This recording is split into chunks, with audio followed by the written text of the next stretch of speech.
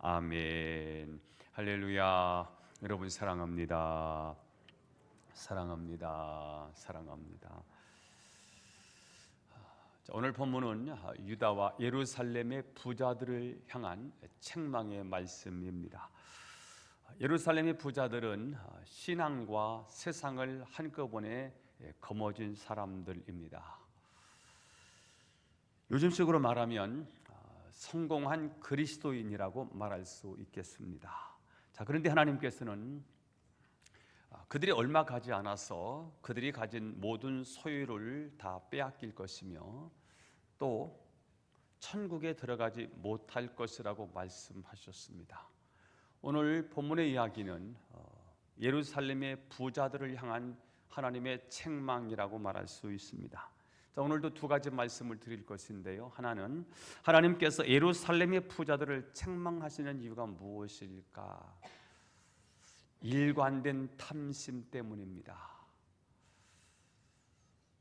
밤중에 이 생각 저 생각을 할 수 있지요. 욕심도 부릴 수 있지요.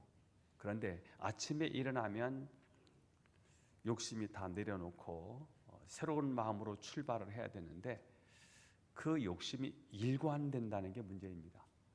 그래서 일관된 탐심 때문이다.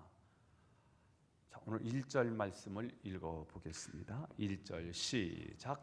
그들이 침상에서 죄를 꾀하며 악을 꾸미고 날이 밝으면 그 손에 힘이 있으므로 그것을 행하는 자는 화 있을진저. 자, 한 부자가 침상에 누워서 밤새 자기 욕심을 채울 궁리를 하다가 날이 밝았습니다.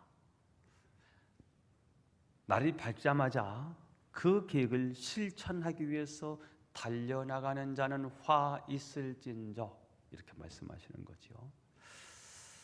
아니, 뭐 밤중에 생각하고 그 일을 하는 일이 뭐가 문제가 되겠습니까? 우리도 전자제품 하나를 바꾸려고 하면 밤새 여러 회사의 카탈로그를 가져다가 이 모델이 좋을지 저 모델이 좋을지 궁리하다가 날이 밝는 대로 가서 구입할 수 있지 않습니까?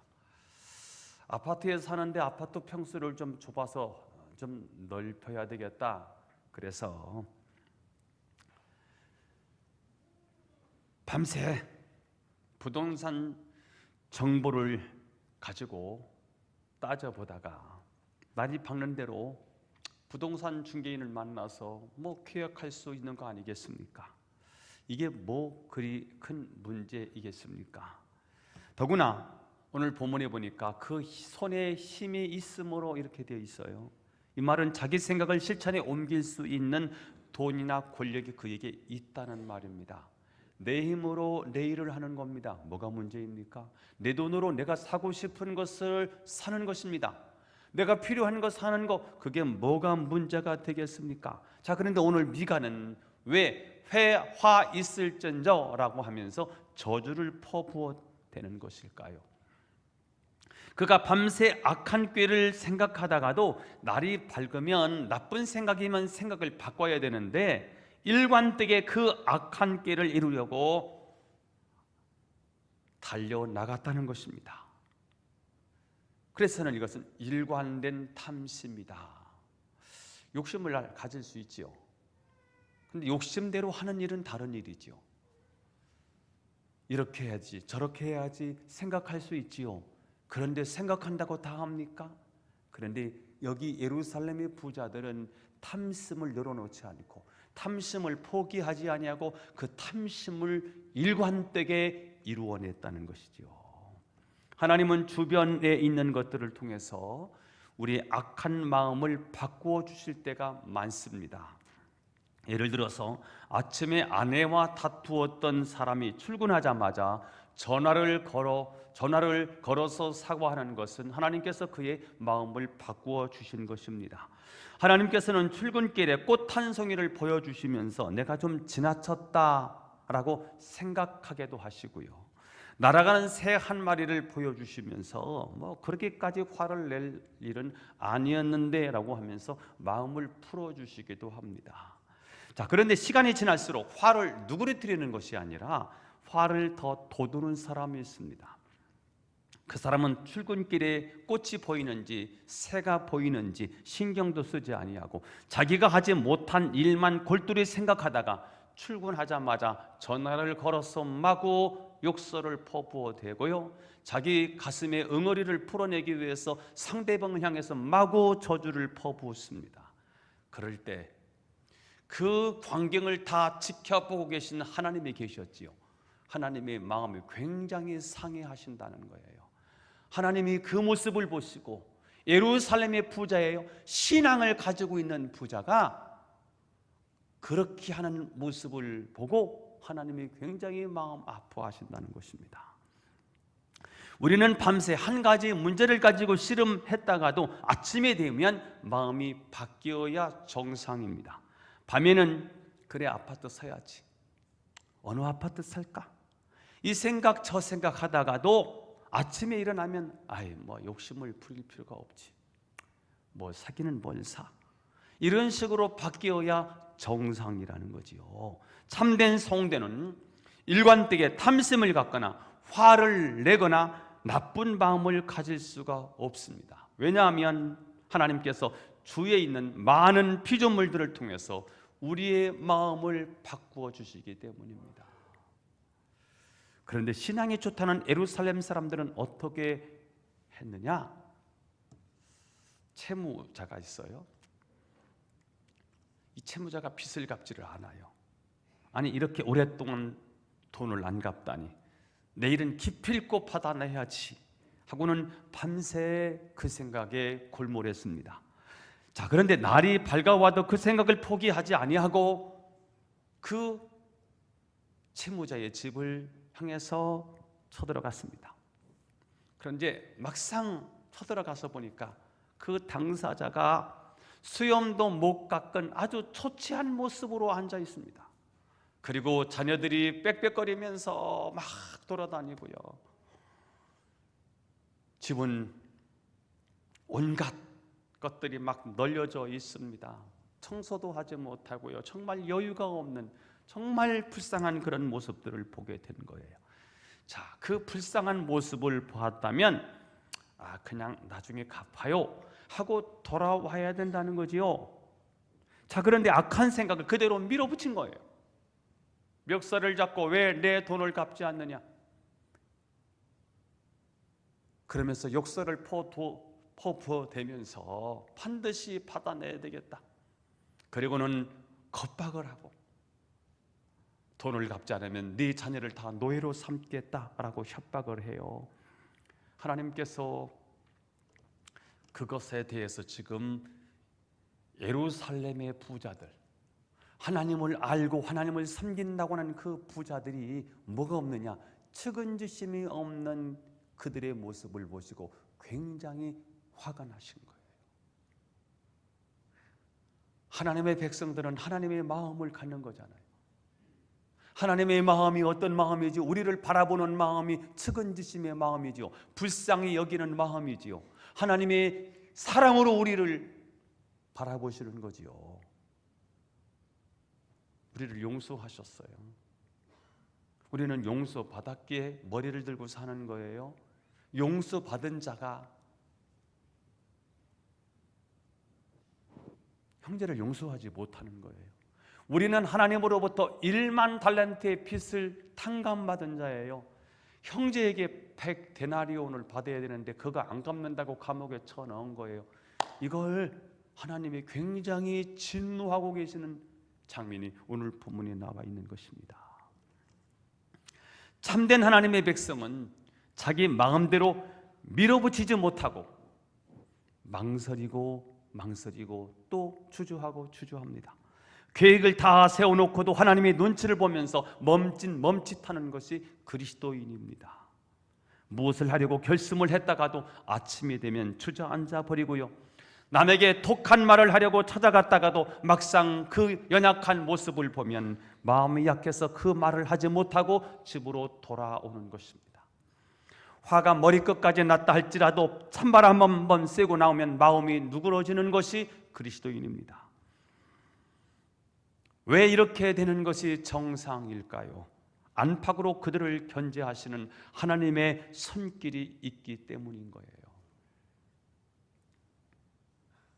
하나님은 우리의 마음을 꿰뚫어 보신다고 하거든요. 그래서 우리는 사는데 상대방을 향해서 마음볼을 잘 써야 돼요. 이걸 하나님이 아신다는 거예요. 그럼 유다 백성들이 밤새 잠을 못 자면서 그들이 골몰하며 생각했던 것들이 무엇인가? 그것은 이웃의 땅과 집을 빼앗는 일이었습니다. 2절에 나와 있습니다. 신앙을 가진 예루살렘의 부자들이 한 짓을 보세요. 시작. 밭들을 탐하여 빼앗고 집들을 탐하여 차지하니 그들이 남자와 그의 집과 사람과 그의 산업을 강탈하도다. 자, 원래 유대인들은 하나님이 분배해 주신 땅만 가지고 살아야지 남의 땅을 탐내지 못하게 되어 있습니다. 게을러서 아니면 어떤 사고로 어려움을 당하게 되면 돈을 빌리게 되지요. 돈을 빌렸는데 그게 갚을 수가 없게 되면 땅을 잡혀 먹게 돼요. 그래도요, 7년이 되면 원래 주인으로 돌려줘야 돼요. 이게 안식년이거든요.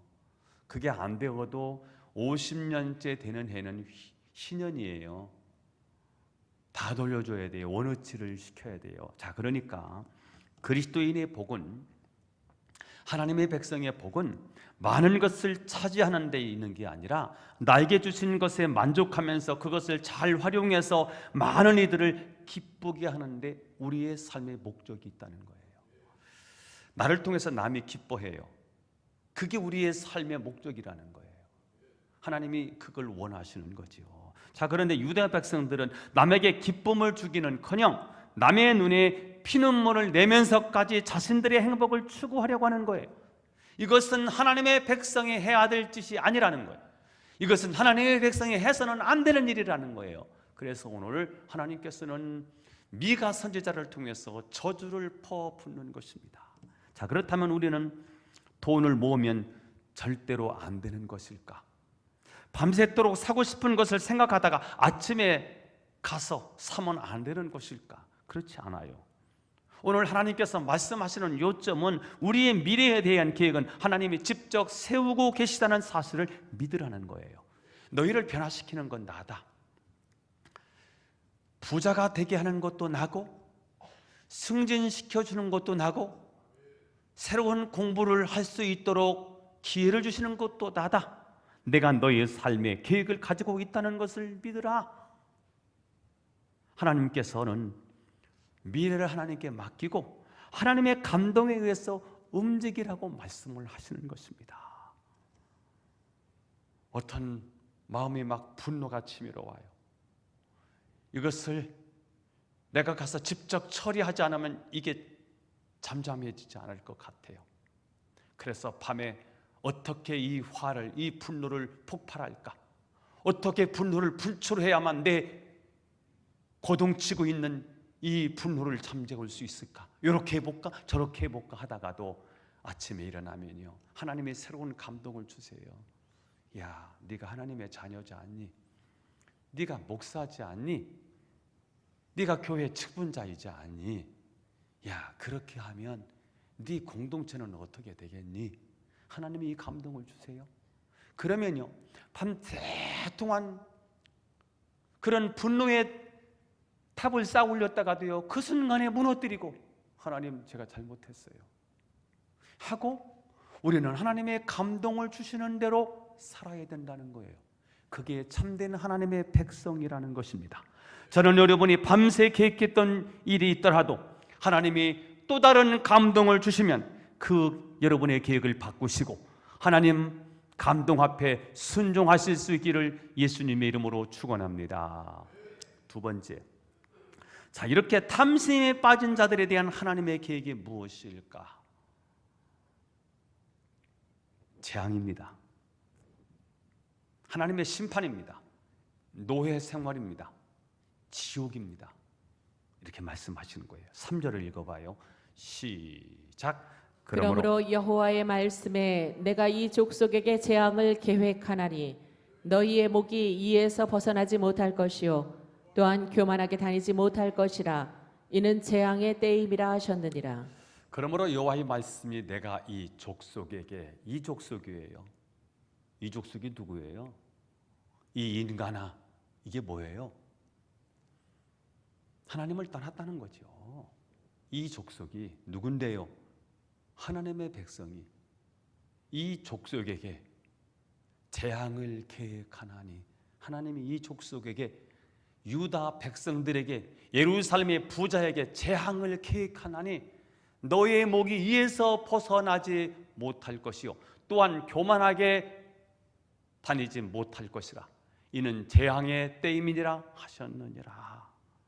여기에 너희의 목이 이에서 벗어나지 못한다는 말은 너희가 아무리 재주를 부려도 이 재앙에서 벗어나지 못하고 결국 너희들은 노예 생활을 하게 될 것이다 라는 말입니다. 자, 그럼 하나님께서 탄심에 빠진 자들에게 요구하시는 것이 무엇일까요? 내 문제는 하나님께 맡겨놓고 남에게 은혜를 베푸는 존재가 되라는 거예요. 하나님께서 주신 것 중에 아주 작은 부분이라도 남에게 한번 주어보라는 거죠. 그렇게 살라는 거예요. 부자들은 부자에 만족하지 못해요. 더 탐욕이 끝이 없지요. 그런데 오늘 예루살렘의 부자들을 향한 하나님의 말씀이 뭐예요? 야, 너무 너무 탐욕을 부리지 마. 이제 너의 삶이 어떻게 될 거냐 그거 하나님께 맡기고 남에게 내게 있는 것, 작은 것 하나라도 좀 베풀어 봐. 베풀면서 살아. 사실은 하나님이 주신 것에 100분의 1, 1000분의 1도 안 되는 것들이죠. 하나님 우리에게 뭘 주셨어요? 생명을 주셨잖아요. 목숨 끊어지고 나면 그 모은 재산 아무것도 아니에요. 지식, 공부를 그렇게 많이 했는데요, 목숨이 끊어지고 나면 지식이 무슨 의미가 있어요? 생명을 주신 게 너무 감사하지요. 그런데 그 생명도요, 영원한 생명을 주셨다는 사실이 얼마나 감사해요. 하나님이 우리에게 주신 것에 100만 분의 1도 안 되지요. 그걸 형제를 위해서, 공동체를 위해서 헌신하라는 거지요. 자, 그렇다면 오늘 유다 백성들에게 임한 저주가 뭐냐? 4절 말씀을 읽어봐요. 4절 시작. 그때 너희를 조롱하는 시를 지으며 슬픈 노래를 불러 이르기를 우리가 온전히 망하게 되었도다. 그가 내 백성의 산업을 옮겨 내게서 떠나게 하시며 우리 밭을 나누어 패역자에게 주시는도다 하리니. 자, 예루살렘이 패망해서 그들이 바벨론으로 포로로 잡혀갈 때 주변 사람들이 뭐라고 조롱을 합니까? 내 산업이, 내 하나님이 내 산업을 빼앗기게 하시고 내 밭을 패약자가 주신다. 그런 조롱하는 시, 슬픈 노래를 지어 부르게 된다는 것입니다. 주변 나라들은 유다야말로 하나님의 참된 백성인 줄 알았는데 알고 보니까 그게 아니라 그들이 굉장히 위선자였구나라는 사실을 알게 된다는 것입니다. 여기서 패역자라고 하는 말은요, 하나님을 모르고 하나님을 거역한 자를 말하지요. 당신은 아수르를 말하는 거예요. 자, 하나님께서는 그 패역한 자들을 통해서 하나님의 백성들을 심판하신다는 거예요. 하나님의 사람들이에요? 다른 데 있지 않아요? 유대 땅에 있는 거예요. 예루살렘에는요, 신앙을 가진 자들이 잘 살아요. 그들을 하나님이 오늘 뭐 한다는 거예요? 심판하신다는 거예요. 누구를 통해서요? 패역자들을 통해서 하나님이 심판하시겠다는 거예요. 하나님이 유다 백성들이 믿음을 지켜야 되는 거예요. 이들이 무너지면 이제 하나님 나라는 이 땅에 없는 거예요. 굉장히 중요한 사명을 맡은 사람들이지요. 하나님에 대한 지식을 가지고 있는 사람들이에요. 율법책을 가지고 있는 사람들이에요. 하나님의 애언자를 가지고 있는 나라예요. 이들이 하나님의 사명을 감당하는 제사장의 나라이지 않습니까? 그런데 이들이 하나님의 백성인데 하나님 백성 노릇을 못하는 거예요. 세상 사람과 똑같은 거예요. 있으나 마나인 존재가 된 거예요. 그래서 하나님이 이들을 책망하세요. 선지자를 보내셔서 그렇게 하면 안 된다고 경고하시는 거예요. 또 안 되니까 이제 하나님이 매를 드시겠다는 거예요. 근데 이 매가 어떤 매냐? 강대국을 통한 하나님이 이들을 심판하시겠다는데, 어떤 때는 아수르라고 하는 몽둥이고요, 어떤 때는 바벨론이라는 몽둥이를 통해서 이스라엘 백성들을 심판하시겠다는 거예요. 오늘 그 말씀을 하고 계시는 것인데요. 자, 그러면 무슨 심판이냐? 결국은 안 되면 너희들 버림을 받는다는 거지요. 지옥 간다는 거지요. 5절 말씀을 읽어보겠습니다. 5절이에요. 시작. 그러므로 여호와의 회중에서 분깃에 줄을 댈 자가 너희 중에 하나도 없으리라. 여호와의 회중에서, 여호와의 회중이 뭐예요? 구원받는 사람들이죠. 분깃은 산업이죠. 너희는 내 백성이 아니다, 회중이 아니라는 거예요. 이족속 그랬죠. 여호와의 회중에 들어가지 못하는 거예요. 이게 지옥이지요. 여호와의 회중에 들어가지 못하고 나의 산업을 차지할 자격이 너희는 없다, 그렇게 말씀을 하시는 거예요. 여러분, 우리가 아무리 봉사 많이 하고 헌신을 많이 해도요, 지옥 가면 뭐해요? 그거 우리의 헌신이 아무리 커도요, 지옥 가면 끝나는 거지요. 천국에 들어가지 못하는 것만큼 비극이 어디 있습니까? 그런데 너희들을 잘못하면 너희들 다 지옥 간다는 거예요. 이렇게 하나님께서 말씀을 하시는 거예요. 자, 그래서 하나님은 이들을 지옥까지 않도록 하기 위해서, 완전히 하나님이 이들을 포기하지 않기 위해서 어떻게 하시겠다고 하는 거지요? 패역자를 통해서 이들을 심판하신다는 거예요. 패역자들이 누구예요? 패역자는요, 법도 없고요, 윤리도 없어요.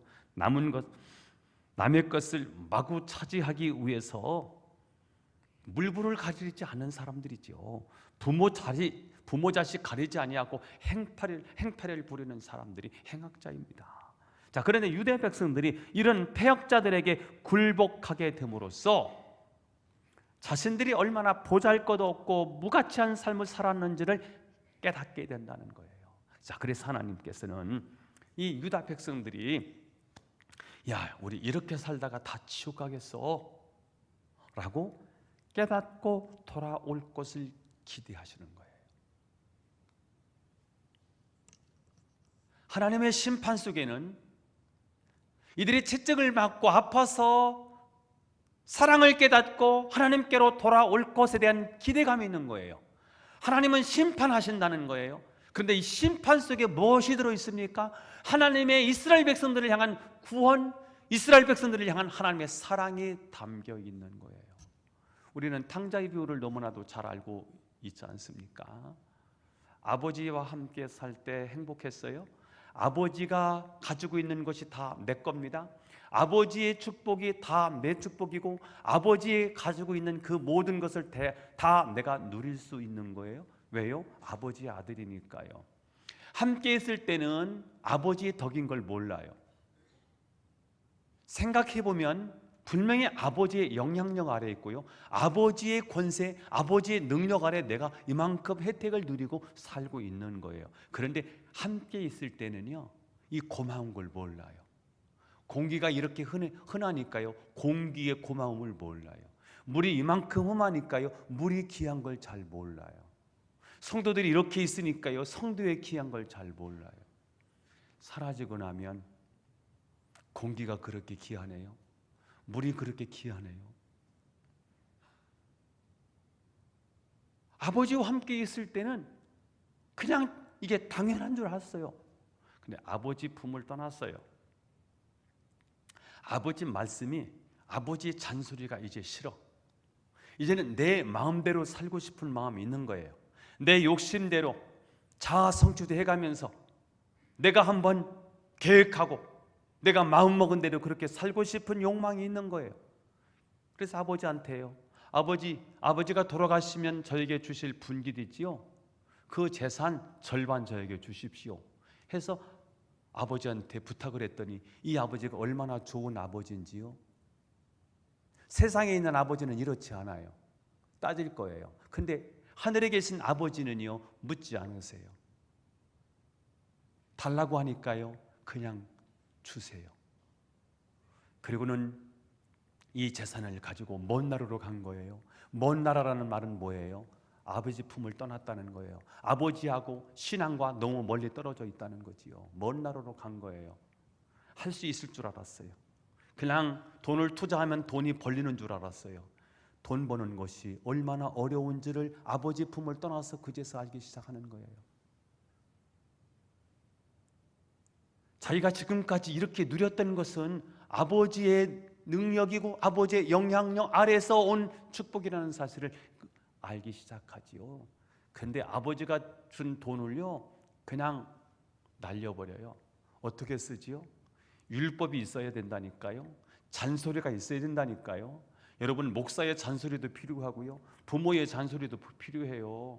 이 잔소리가 싫어서 갔는데요, 이 울타리가 없으니까요, 지켜주는 경계선이 없으니까요, 그냥 마구 사는 거예요.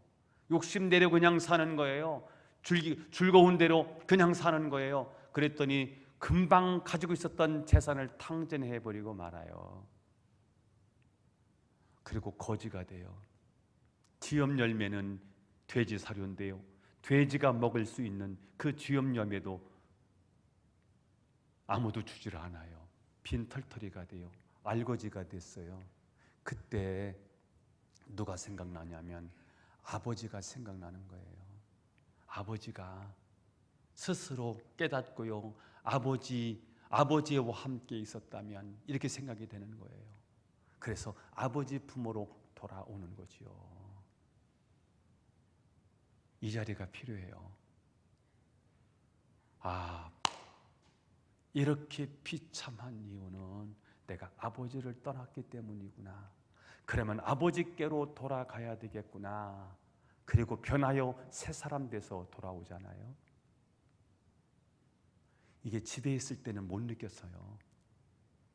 집 나가보니까, 먼 나라를 나가보니까 신앙을 잃어버리고 하나님을 잃어버리니까, 비참해지고 나니까, 알거지가 되고 나니까, 나갈 때는 부잣집 아들로 나갔다가 돌아오는 그때는 거지의 몸으로 돌아오는데요, 이제는 돌아올 때는 새 사람이 되었어요. 어떤 사람이지요? 하나님 없이는 안 되는구나. 나는 꼭 아버지 품으로 돌아가야 되는구나. 아버지와 함께 살고 싶다. 그렇게 돌아오니까요, 아버지가 어떻게 해요? 그냥 끌어안아 주시는 거예요. 과거를 묻지 않아요. 돌아온 모습 그 자체로 아버지는 봐줘요. 아버지가 그리워서 온 거잖아요. 그리고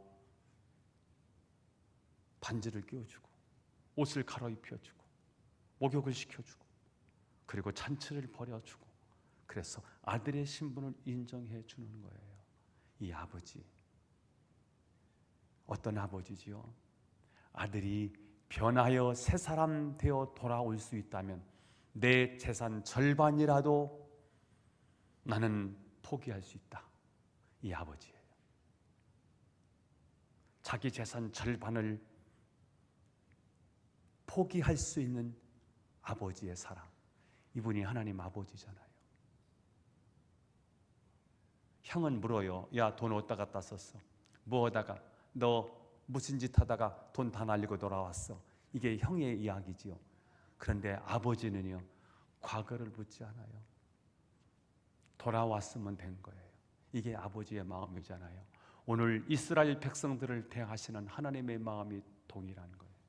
저는 오늘 본문을 통해서 자기 자녀를, 자기 백성을 패역한 자에게 내어주시는 하나님의 아픔을 발견한 거예요. 자기 백성을, 자기 사랑하는 백성이 말 안 들어요. 자꾸 어긋나요. 불순종하는 거예요. 하나님을 떠나서 꼭 지옥불에 떨어질 것 같은 거예요. 이 자식을 하나님 품으로, 아버지 품으로 돌아올 수 있도록 하기 위해서 하나님은 아수르라고 하는 패역자, 바벨론이라고 하는 패역자를 통해서 이스라엘 백성들을 심판하시는 것입니다. 그분은 우리를 구원하기 위해서 당신의 독생자를 우리에게 아낌없이 내어주신 분이십니다. 그분이 지신 십자가는 하나님이 이 세상을 얼마나 사랑하는지, 그리고 얼마나 그분이 가슴 아파했는지를 보여주는 사랑의 증표입니다. 십자가가 무엇입니까? 하나님의 사랑이죠. 십자가를 보면서 우리는 무엇을 봐야 될까요? 하나님의 아픔이요. 당신의 독생자가 처참하게 십자가에 매달려 피를 뚝뚝뚝뚝 흘리면서 고통 속에 죽어가는 아들의 모습을 보는 아버지의 심정, 그게 보여져야 십자가가 이해되는 거지요. 하나님이 우리를 얼만큼 사랑하셨는데요, 십자가에 못 박혀 죽기까지 우리를 사랑하셨다는 거지요. 여러분, 우리는 죄악 때문에 반드시 심판을 받을 수밖에 없지만 우리를 구원해 주시기 위해서 독생자를 우리에게 내어주신 하나님 아버지의 사랑이 느껴지십니까? 이 하나님의 사랑을 알면 심판을 받으면서도요, 우리는 감사하게 되고요, 심판을 받으면서도 그분을 찬양할 수밖에 없는 거지요. 하나님을 떠났던 한 분이 교통사고로 1년 동안 병원에 입원을 해서 치료를 받는 중에 거기서 그는 사랑의 주님을 만나게 됩니다. 그리고 그는 이렇게 고백하죠. 하나님 감사합니다. 하나님이 내게 해초리를 치실 때 하나님의 진한 사랑을 느꼈습니다. 하나님, 나를 사랑하신다는 거잖아요.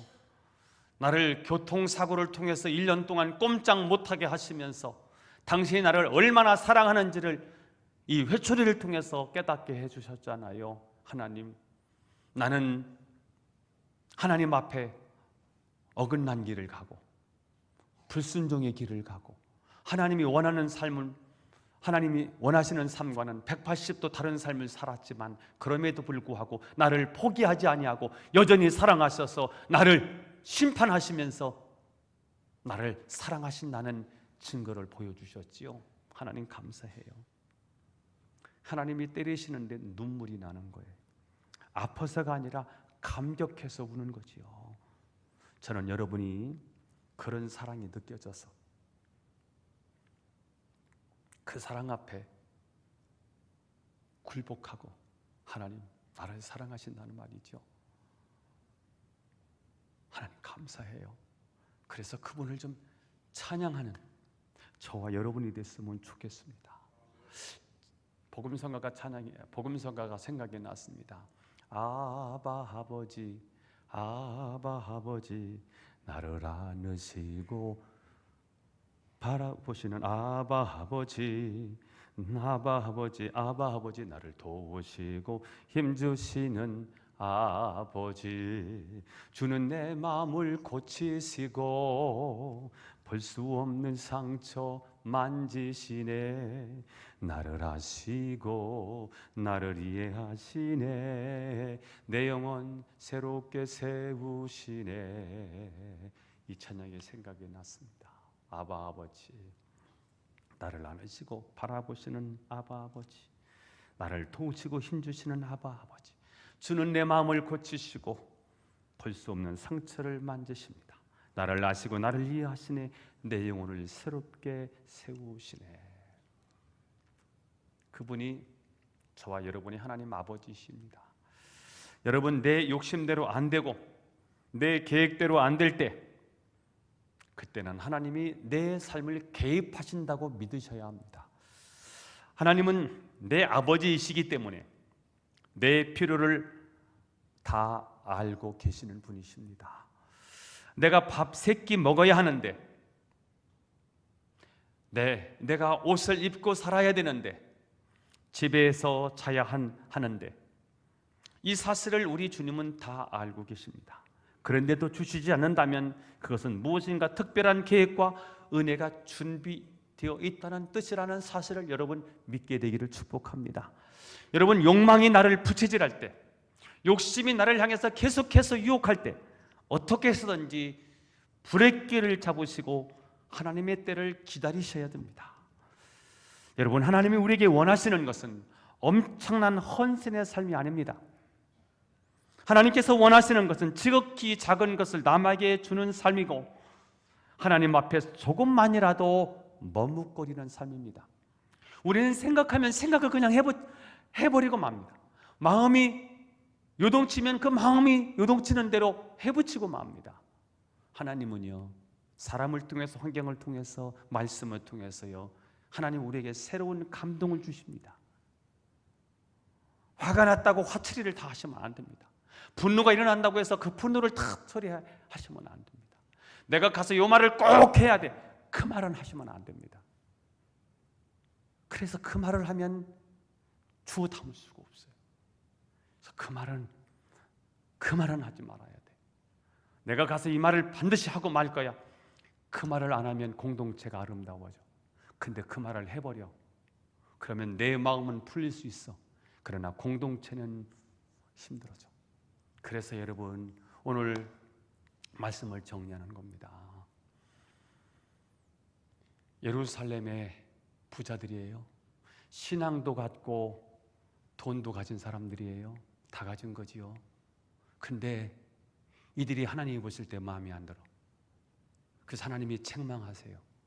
뭘 책망하시지요? 일관된 탐욕을 책망하신다고요. 야, 욕심 부릴 수 있지. 그런 마음 가질 수 있지. 하룻밤 자고 일어나면 선한 마음으로 바뀌어야지. 잠자기 전에 가졌던 그 분노의 마음을 한심 자고 일어났는데도 그 마음을 그대로 가지고, 그리고 아침이 밝자마자 그 감정대로 처리를 해버려. 야, 그러면 하나님 나라를 못 이루어. 이렇게 말씀하시는 거예요.